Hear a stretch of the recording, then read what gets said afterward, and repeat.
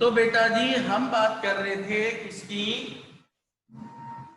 Average value of AC की। हमने क्या किया, पहले स्टडी स्टेट करंट से चार्ज निकाला, और चार्ज बेटा करंट होता है चार्ज अपॉन टाइम, टाइम ये हो गया, करंट ये, यहां से निकाल दिया चार्ज। अब बेटा हम ऑल्टरनेटिंग करंट से बेटा चार्ज कैलकुलेट करेंगे। I equals to I naught sine omega T, I dq by dt dq I into dt from equation 2, और इंटीग्रेट कर रहे हैं बेटा। जिन बच्चों को इंटीग्रेशन नहीं आता है, केवल 3 टर्म यूज होंगी, integration of dq, I not integration of sine omega t of dt, और 0 से बेटा t बाई 2, और 0 से बेटा q, dq का इंटीग्रेशन q, I नॉट, और साइन का इंटीग्रेशन होता है बेटा माइनस कोस। तो क्या लिखेंगे, minus cos of omega T, और डिवाइडेड बाई ओमेगा, और 0 से t by 2। That means q equals to I naught by omega, negative sine, और ये होगा बेटा कोस ओमेगा टी, और 0 से t बाई 2। बट ओमेगा होता है बेटा 2 पाई बाई टी, तो चार्ज इक्वल्स टू हो गया माइनस आई नॉट अपॉन 2 पाई और इंटू टी, कोस ओमेगा बेटा 2 pi by T into T by 2 minus cos of 0। इसमें बेटा लिमिट डाल दी, इस ओमेगा की जगह रखा 2 पाई बाई टी, और बेटा अपर लिमिट रखते हैं माइनस लोअर लिमिट, टी से बेटा टी कैंसिल, 2 से 2, q equals to minus I naught T upon 2 pi cos pi minus cos 0, और कोस पाई होता है बेटा -1, कोस 0 -1, तो बेटा q equals to minus minus plus 2 I naught T upon 2 pi. तो बेटा यहां पर जो चार्ज होगा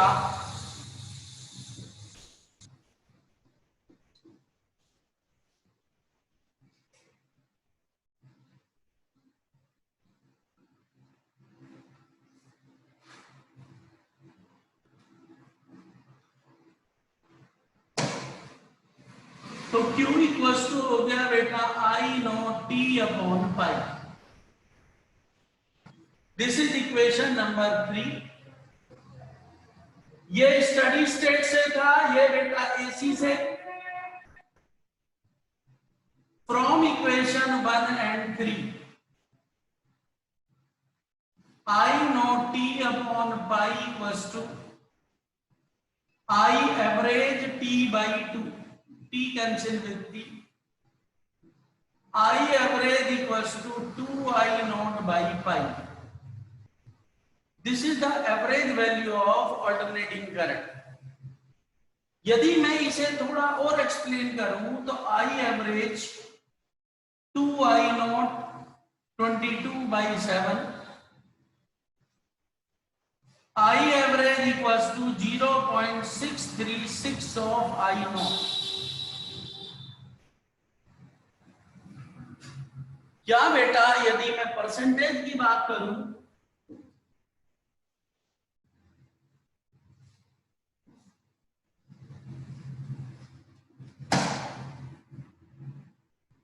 I average equals to 63.6% of I not. जो भी अल्टरनेटिंग करंट होगी उस अल्टरनेटिंग करंट की जो बेटा आप परसेंटेज कैलकुलेट करेंगे, पीक वैल्यू यदि 10 एम्पियर है तो 10 का 63.6% एवरेज वैल्यू होगी। दैट मीन्स 10 एम्पियर है तो 6.36 एम्पियर की एवरेज वैल्यू होगी। ये केवल कंसिडरेशन है, एवरेज वैल्यू निकालने का और कोई मेरे पास तरीका नहीं हो सकता, क्योंकि मैंने कंजर्वेशन ऑफ चार्ज की बात की। स्टडी स्टेट में जितना चार्ज फ्लो करता है उसे मैंने कंपेयर कर दिया ऑल्टरनेटिंग करंट जो उतना भी चार्ज सेंड करेगा, और तब जाके एवरेज वैल्यू जो होती है वो 63.6% ऑफ आई नॉट। कहीं भी कोई इक्वेशन मिलती है और आपसे एवरेज वैल्यू पूछता है तो पीक वैल्यू को मल्टीप्लाई कर दो 0.636, that is average value of AC. अब यहां पर क्योंकि करंट ही नहीं, ईएमएफ की भी रिक्वायरमेंट है। यदि आप ईएमएफ मेजर करना चाहते हैं तो ईएमएफ के लिए भी मुझे एवरेज वैल्यू की रिक्वायरमेंट बनती है। तो what is the average value of EMF in AC? तो मेरा जो नेक्स्ट टॉपिक है बेटा वो सिमेट्रिकल होते हैं थोड़े से, बस थोड़ा सा चेंज होगा। और बेटा ये सब 3-3 नंबर के क्वेश्चंस आते हैं और ये चैप्टर में सब में इंटीग्रेशन चलता है, मैथमेटिकल टर्म्स होती हैं, बस आप समझते जाओ और करते जाओ। तो बेटा जी यहां पर अब कंजर्वेशन ऑफ चार्ज ही लगाएंगे और टॉपिक है बेटा क्या, average value of EMF in AC.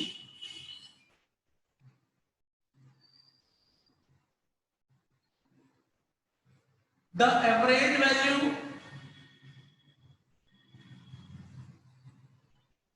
of EMF in AC for half cycle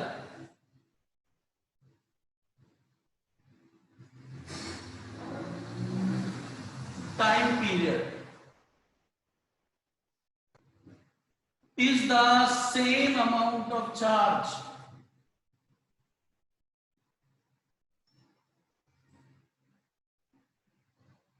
sent by steady state EMF through a resistor and AC for the same time in the same resistor।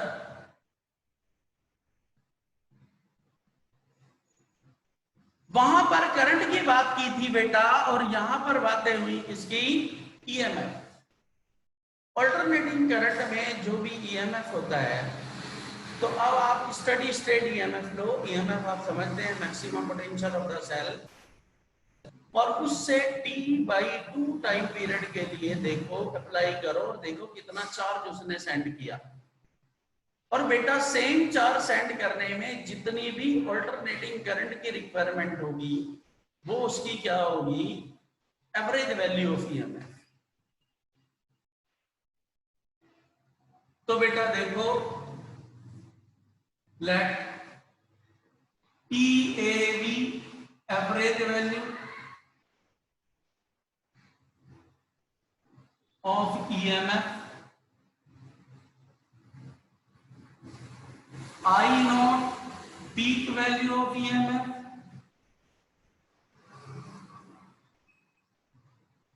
R बेटा क्या है, resistance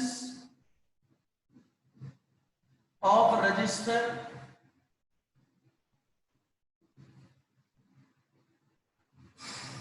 तो बेटा यहां पर current किसके बराबर होता है, करंट होता है बेटा ओम्स लॉ से निकालता हूं, by Ohm's law,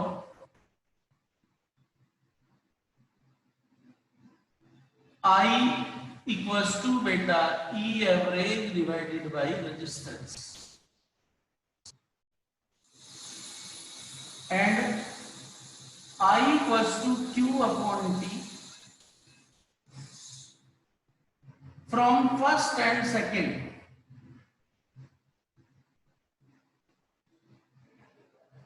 E average upon R equals to बेटा Q by T, Q equals to बेटा E average into T by R, but T equals to कितना है बेटा टी बाई टू। तो यहां बेटा चार्ज कितना आ गया, charge equals to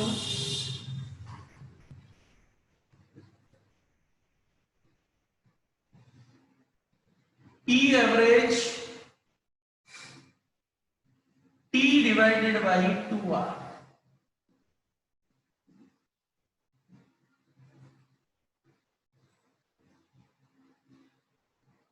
In case of AC, equation of EMF क्या होती है, E equals to E naught sine omega T.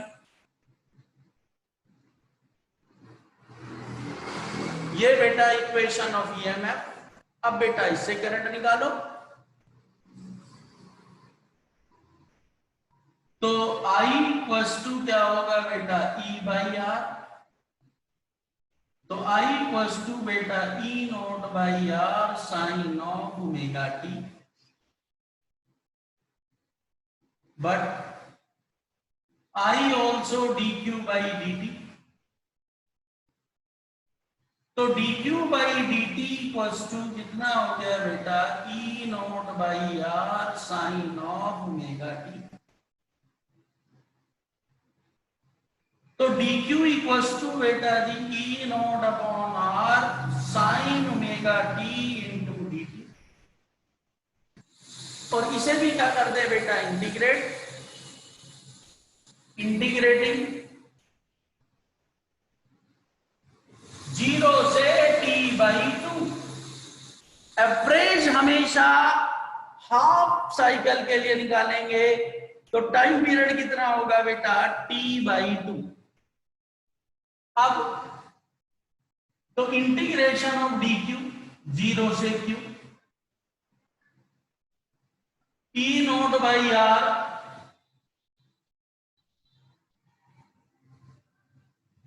Integration of sine omega T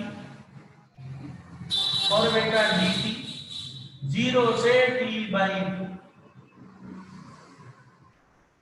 dq का इंटीग्रेशन बेटा q 0 से q, E naught by R, और sine का बेटा अभी बताया था मैंने minus cos of omega T upon omega, और 0 से t बाई 2। ओमेगा की वैल्यू रखो, ओमेगा क्या था बेटा 2 पाई बाई डी, तो q minus 0 E naught by R omega cos of 2 pi T by D 0 से t by 2। q equals to बेटा minus E naught upon R omega cos 2 pi by T into T by 2 minus cos 0। t से बेटा t, 2 से बेटा 2, minus E naught by R omega cos pi minus cos of 0, और कोस पाई क्या होता है बेटा -1।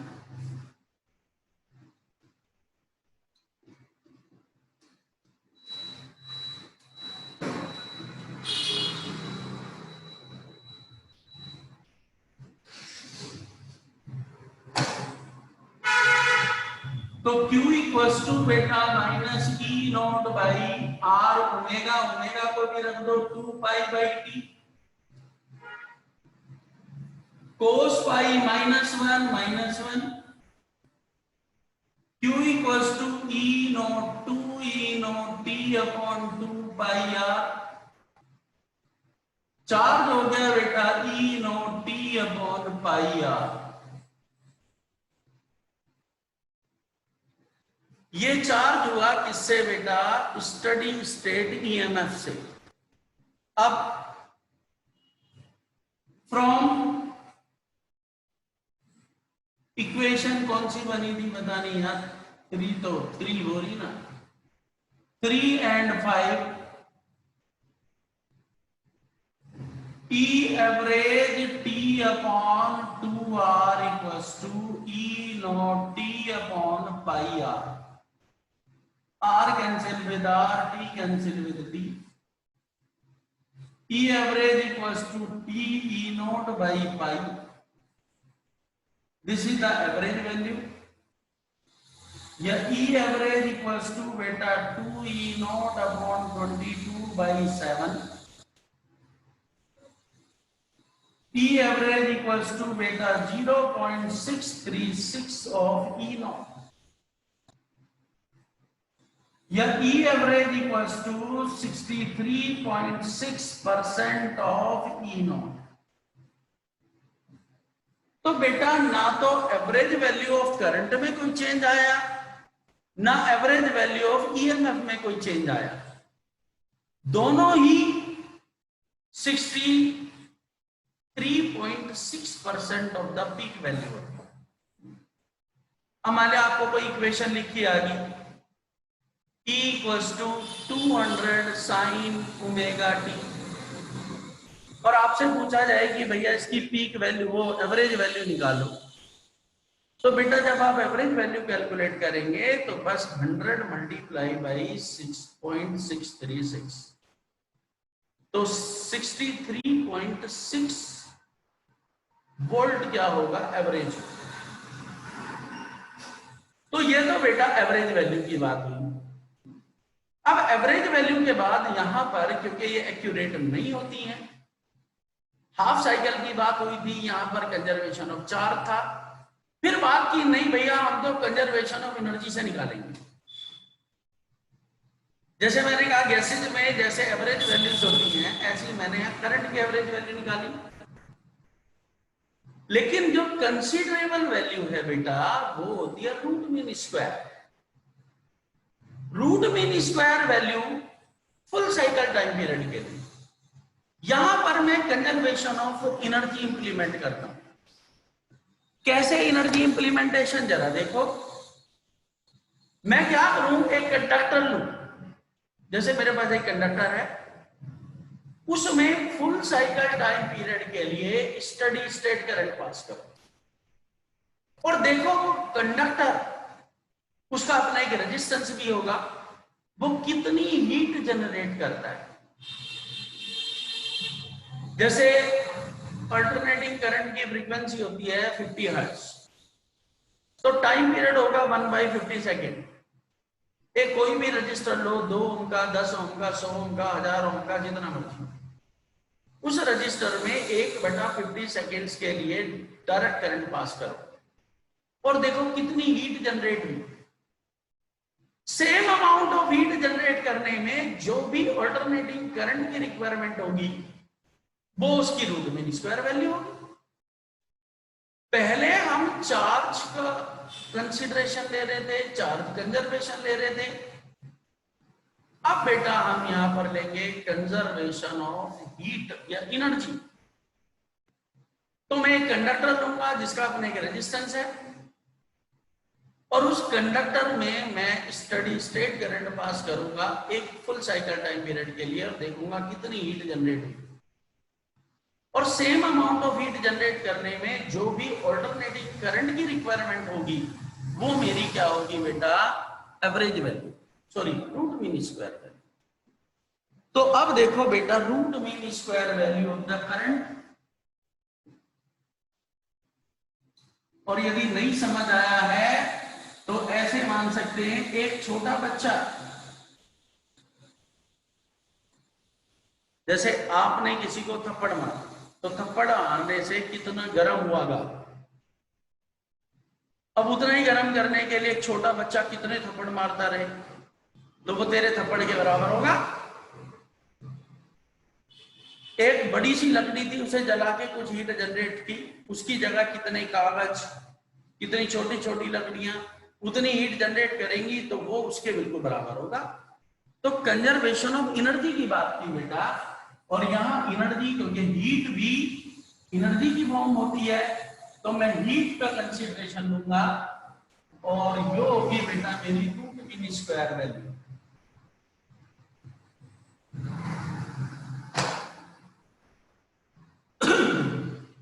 तो अब है बेटा topic root mean square. Root mean square value of AC alternating current. कैसे डिफाइन करें देखो बेटा, the RMS value of AC for full cycle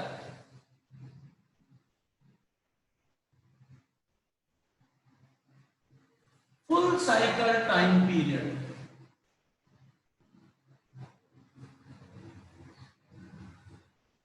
is the same amount of heat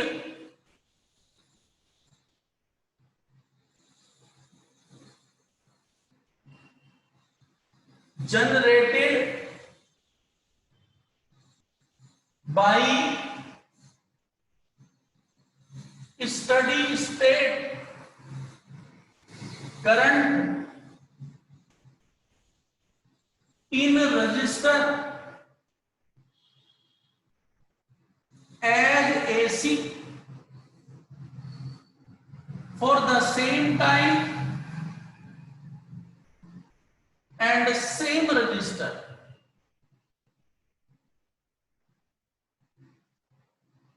अब बात करेंगे बेटा किसकी, हीट की। और हीट कंसीडरेशन क्या होता है, कैसे हम हीट कंसीडरेशन लेते हैं आपको पता है। हीट के लिए देखो, लेट IRMS क्या है बेटा, root mean square current.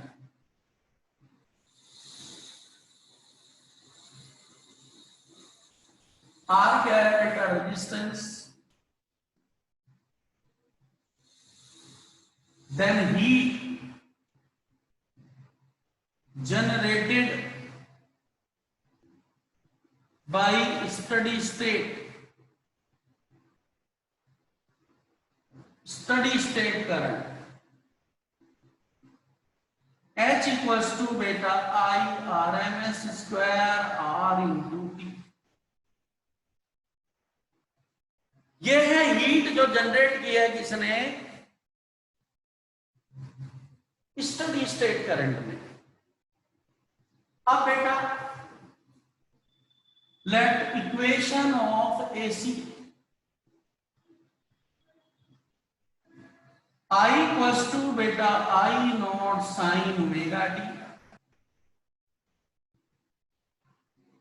Then change in heat.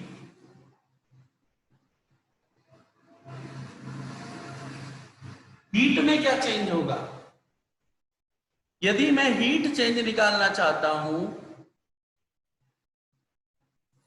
तो बेटा DH equals to I square R dt। बस यहां पर DH ले लिया, ये बेटा I, ये R, और टाइम क्या होगा यहाँ dt, क्योंकि टाइम वेरिएशन चलेगा। From equation 2 DH equals to बेटा I naught square R sine square omega T और dt। बस इसे इंटीग्रेट कर दो, 0 से t तक। और जब इसे बेटा इंटीग्रेट करेंगे तो integration of DH equals to I naught square R integration of sine square omega T of dt, और 0 से बेटा t तक और 0 से बेटा h तक।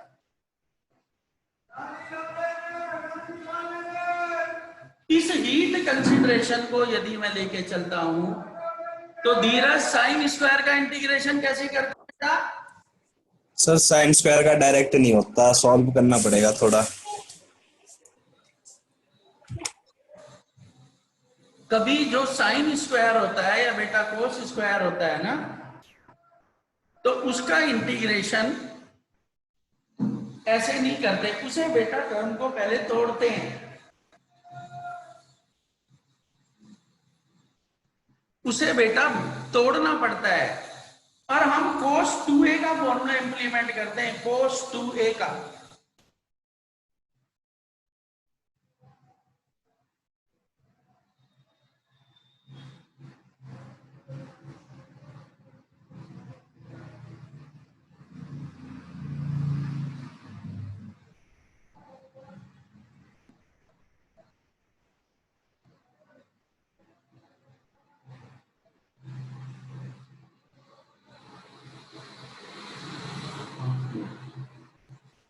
तो बेटा साइन स्क्वायर को कैसे तोड़ेंगे? cos 2a का फॉर्मूला बता धीरज।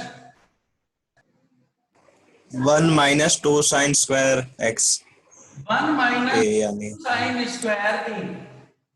तो बेटा साइन स्क्वायर ए की वैल्यू होगी 1 माइनस cos 2a। अब मेरे पास क्या है बेटा? साइन स्क्वायर ओमेगा टी, तो 1 minus cos of 2 omega T. इस वैल्यू को उठा के यहां रख दो, पुटिंग इन 3। सर अपॉन में 2 भी आएगा। अपॉन में 2 भी आएगा, क्योंकि 2 होता है बेटा, यहां पर 2 था ना, और ये अपॉन हो गया बेटा 2। तो dh का हो गया h 0 से बेटा h i naught square r upon 2 integration 1 minus cos 2 omega T और बेटा dt। 0 से कहां तक बेटा? t तक। और इंटीग्रेशन बताओ बेटा। dh का हो गया h i naught square r by 2, 1 का बेटा t माइनस कोस बेटा sine 2 omega t upon 2 omega और 0 से t। अब बेटा अपर लिमिट, पहले तो ओमेगा की वैल्यू डालो। ओमेगा क्या था? 2 पाई बाई टी।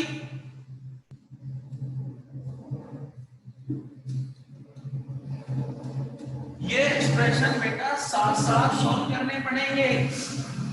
जिस बच्चे को इंटीग्रेशन आता है उसे कोई दिक्कत नहीं है, और जिसका इंटीग्रेशन नहीं है, जिनके पास बेटा मैथ्स नहीं है, वो बस इन 2 टर्म को समझेंगे। इसलिए बिल्कुल डिटेल में एक्सप्लेन किया मैंने।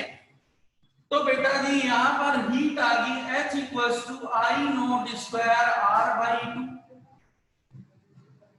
और बेटा upper limit t minus sine of 2 pi by t into T upon 2 pi by T और माइनस 0 प्लस 0।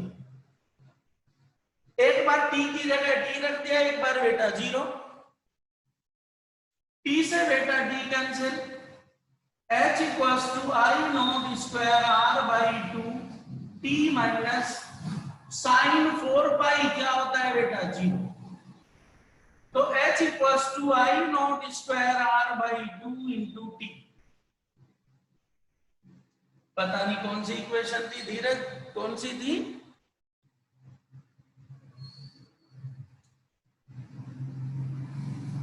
फोर्थ है। From equation first I R M S square R T I naught square R T upon 2। तो I R M S square equals to I naught by 2।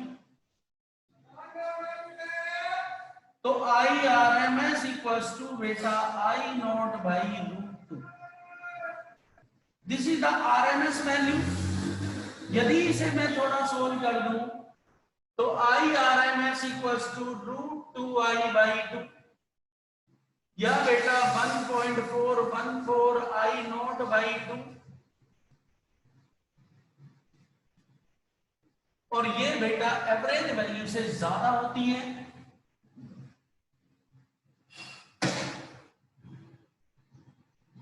और ये बेटा 0.707 times of I. That means IRMS equals to 70.7% of I naught।